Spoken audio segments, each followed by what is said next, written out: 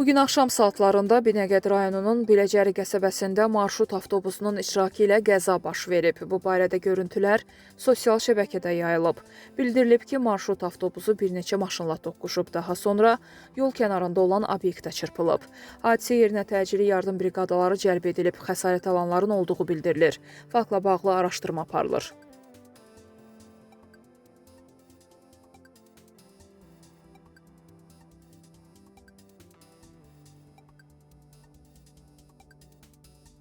Kənd Təsərrüfatı Nazirliyinin mətbuat xidmətinin rəhbəri Vüqar Hüseynova ağır itki üz verib.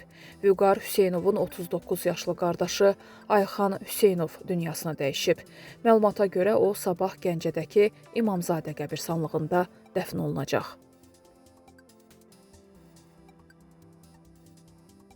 Bugün saat 05:50 radələrində Bakı-Qazax avtomobil yolunun 248-ci kilometrliyində yol nəqliyyat hadisəsi baş verib.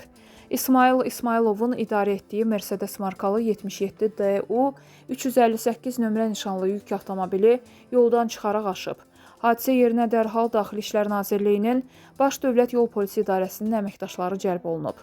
Görülən operativ və təxirəsalınmaz tədbirlər nəticəsində dizel yanacağı daşıyan nəqliyyat vasitəsinin yanmasının qarşısı alınıb.